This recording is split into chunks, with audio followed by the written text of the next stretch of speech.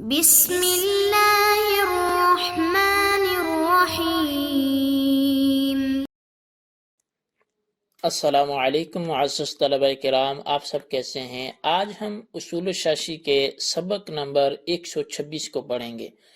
آج کے سبق کا عنوان ہے نصوص کی مراد کی معرفت کا دوسرا طریقہ۔ آج کی ہماری عبارت وَمِنْهَا أَنَّ أَحَدَ الْمُحْتَمَلَيْنِ سے شروع ہوتی ہے۔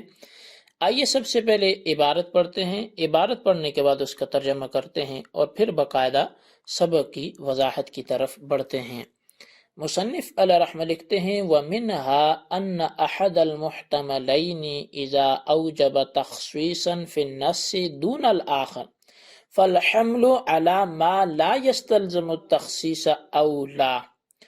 اور ان میں سے دوسرا طریقہ یہ ہے کہ دو احتمالوں میں سے جب ایک احتمال نص میں تخصیص ثابت کرے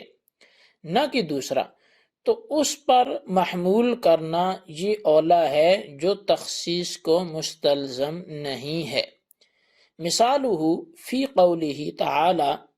اور اس کی مثال اللہ تعالی کے فرمان میں ہے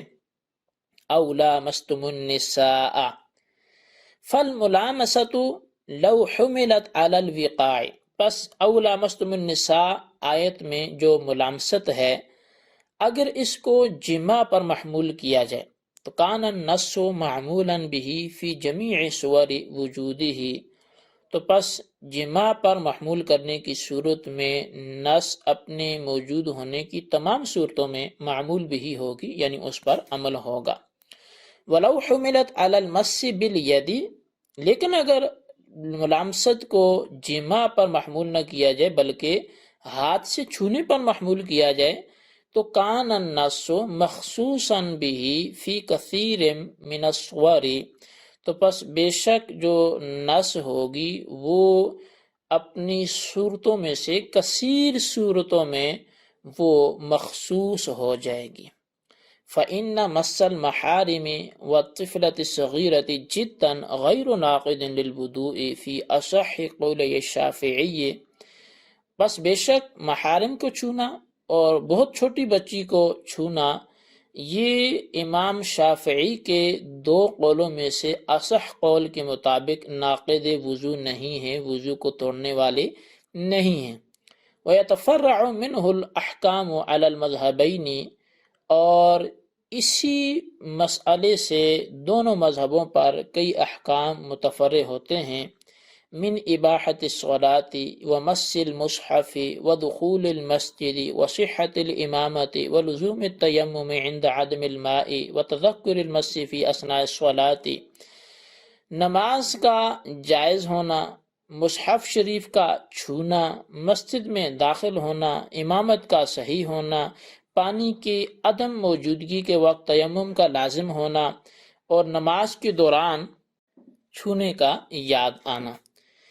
جی طلبہ کرام، یہ ہمارے آج کے سبق کی عبارت اور اس کا ترجمہ تھا۔ مصنف علیہ الرحمٰن نے یہ وَمِنْهَا سے یہ بیان کیا ہے کہ جب کسی نص میں دو معنوں کا احتمال ہو اور ایک معنی تخصیص کو ثابت کرتا ہو، وہ خاصیت لاتا ہو، کسی چیز کی عموم کو خصوص بنا دیتا ہو،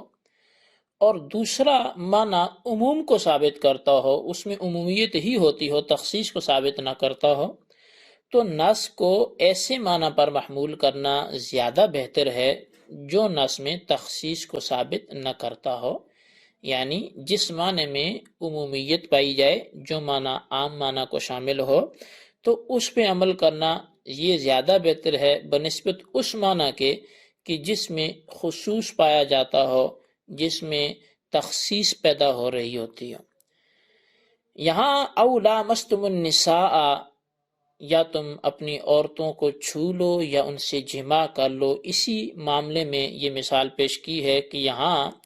جو ملامست ہے اس پہ کلام کرتے ہوئے فرمایا کہ اگر کسی باوضو شخص نے کسی عورت کو ہاتھ لگایا تو اب احناف کے نزدیک اس کے ہاتھ لگانے سے، صرف چھو لینے سے وضو نہیں ٹوٹے گا، جبکہ امام شافعی علیہ رحمہ کے نزدیک اگر عورت کو ہاتھ لگاتا ہے تو اس کا وضو ٹوٹ جائے گا۔ اب دونوں فریقوں کا محل استدلال قرآن مجید کی یہی آیت اور یہی لفظ لامستم ہے کہ جس کے دو معنی ہیں۔ ایک تو اس کا معنی جمع کرنا ہے اور دوسرا اس کا معنی ہے ہاتھ سے چھو لینا، کسی کو ٹچ کر لینا۔ ان دونوں معنوں سے جمع والا معنی ایسا ہے کہ جس کی تمام صورتیں معمول بھی ہی بنتی ہیں، یعنی اگر یہاں اس آیت میں لامستم سے معنی جمع مراد لیا جائے تو اس کی تمام صورتیں، اس کے افراد جہاں جہاں پائے جائیں گے وہیں وہیں حکم بھی پایا جائے گا، جبکہ چھونے والے معنی کی بعض صورتیں ایسی ہیں کہ سب کے نزدیک وہ معمول بھی ہی نہیں بنتی، یعنی جو اس بات کے قائل ہوں بھی کہ چھونے سے وضو ٹوٹ جائے گا، تو بعض صورتوں میں ان کے ہاں بھی چھونے سے وضو نہیں ٹوٹتا،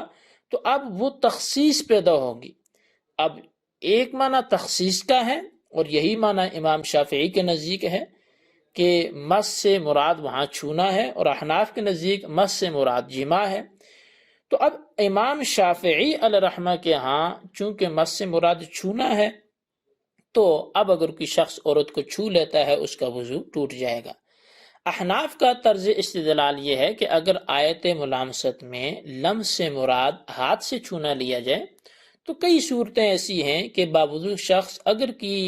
کسی ذی محرم یا چھوٹی بچی کو ہاتھ لگائے تو امام شافعی کے دو قولوں میں سے جو صحیح ترین قول ہے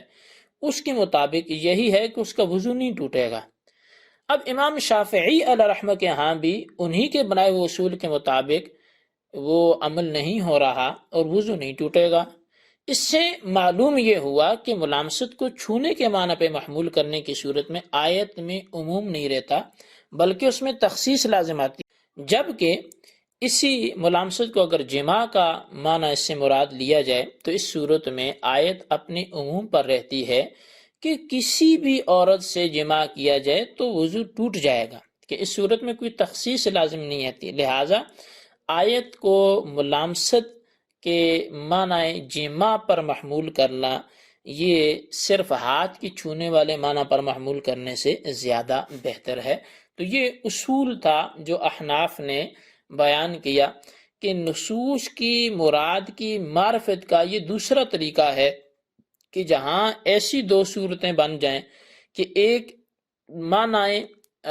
وہ ہو کہ جو تخصیص کو مستلزم ہو اور دوسرا معنی وہ ہو جو عموم پر دلالت کرتا ہو، تو عموم والے معنی کو مراد لیا جائے گا، اس لیے کہ تخصیص والی صورت میں بعض پہ عمل آئے گا اور بعض پہ عمل نہ کرنا لازم آئے گا۔ تو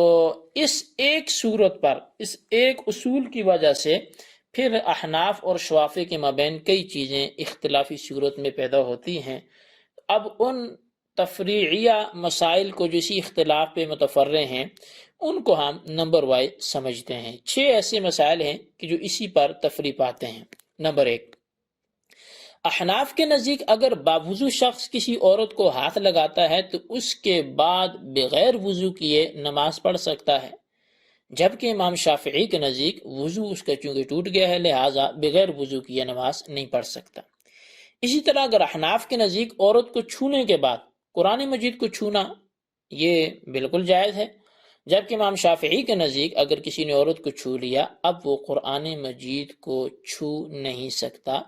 اس لیے کہ ان کے ہاں عورت کے چھو لینے سے اس کا وضو ٹوٹ گیا،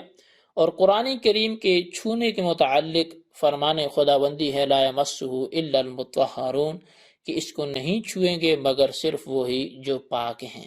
تو لہٰذا اب چونکہ عورت کو چھو کر اس کا وضو، اس کی پاکی اس سے زائل ہو چکی ہے، اب یہ عورت کو چھونے کے بعد مصحف شریف قرآن کریم کو نہیں چھو سکتا۔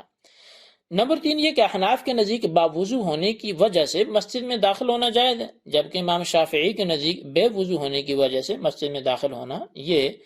غیر مستحسن ہے، غیر اولا ہے۔ نمبر 4 یہ کہ احناف کے نزدیک باوضو ہونے کی وجہ سے بندہ امامت کرا سکتا ہے، جبکہ امام شافعی کے نزدیک یہ امامت نہیں کرا سکتا اس لیے کہ اس کا وضو ہی نہیں ہے۔ نمبر 5 یہ کہ احناف کے نزدیک باوضو ہونے کی وجہ سے تیمم جائز نہیں ہے، جبکہ امام شافعی کے نزدیک بے وضو ہونے کی وجہ سے پانی اگر نہیں مل رہا تو تیمم بھی کر سکتا ہے۔ نمبر 6 یہ کہ احناف کے نزدیک دوران نماز یاد آیا کہ میں نے عورت کو چھوا تھا، تو احناف کے نزدیک نماز درست ہے، کوئی بات نہیں، جبکہ امام شافعی کے نزدیک وضو ٹوٹنے کی وجہ سے نماز باطل ہوگی،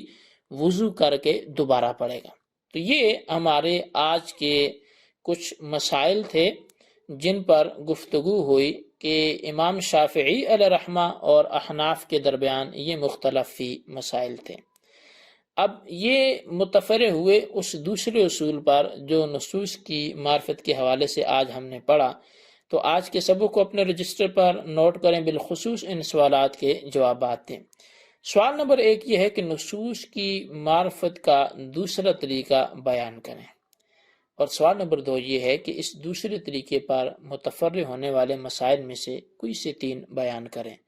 اللہ تبارک و تعالیٰ سے دعا ہے جو کچھ ہم نے پڑھا سنا اسے یاد رکھنے کی توفیق نصیب فرمائے، آمین بجاہ النبی الامین صلی اللہ علیہ وسلم۔